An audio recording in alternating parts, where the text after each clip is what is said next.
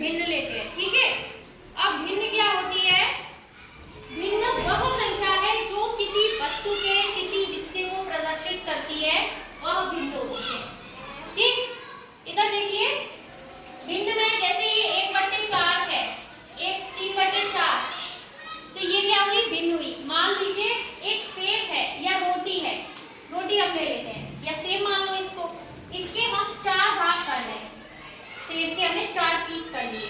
ठीक है, अब 4 पीस में से एक पीस हमने निकाल दिया, एक पीस दे दिया, तो उस पीस को तो हम बोलेंगे 1/4, क्योंकि 4 भाग किए, एक पीस दे दिया तो वो 1/4 हुआ। बाकी शेष बचा हुआ हिस्सा कितना होगा? 3/4। एक तो हमने दे दिया निकाल के, 3 बचे, 3 तो उसको 3/4 बोलेंगे। ठीक है, 1/4 और 3/4 किसको बोलेंगे? समझ में आ गया? किसी संख्या के हम वस्तु के हम उसको हिस्सों में बांट रहे हैं, तो उसी को ही हम भिन्न कहते हैं। ठीक है, यानी ऊपर वाली जो चीज है बट्टा, इसको बट्टे बोलते हैं। हाँ, तो इसको बोलेंगे बराबर के भागों में बांट रहा है ना, इसलिए तो इसको बोलेंगे अंश। क्या बोलेंगे? अंश। क्या बोला जाएगा? अंश। और नीचे वाले को क्या बोलेंगे? हर। इसी तरह से जैसे भिन्न है, एक भिन्न है, उसमें हमने किसी को 2 भागों में बांटा, तो उसको 2 भागों में बांट रहा है। जब एप्पल है या रोटी है, उसको 2 टुकड़ों में बांटा हमने, तो उसको बोलेंगे 1/2, 1/2। 2 टुकड़े किए ना, तो 1/2।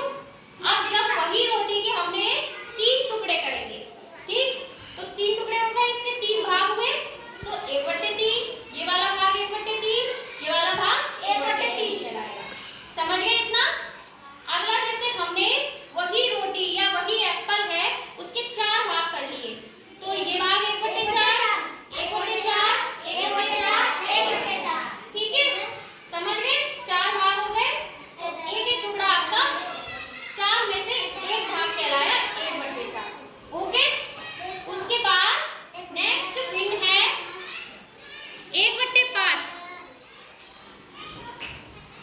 1/, ये रोटी है या सेब है, उसके हमने कितने भाग कर दिए?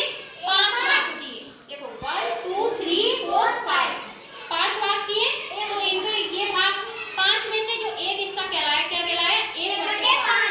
ये हिस्सा 1/5। इसी तरह से सभी हिस्से को हमने नाम दे दिया। ठीक है, इसी तरह से अगर हम उसके 6 भाग करते हैं, 6 भाग करेंगे तो 1/6, ये तो क्यों 6 हमने भाग कर दिए इसके, तो 1/6, 1/6, 1/6, क्योंकि 6 टुकड़े किए, उसमें से एक भाग हमारा कहलाया 1/6।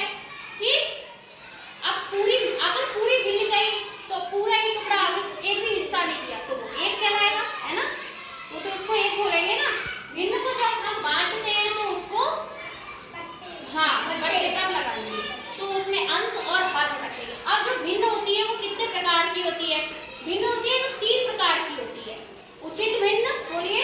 उचित भिन्न, अनुचित भिन्न, मिश्रित भिन्न, proper fraction, improper fraction and mixed fraction.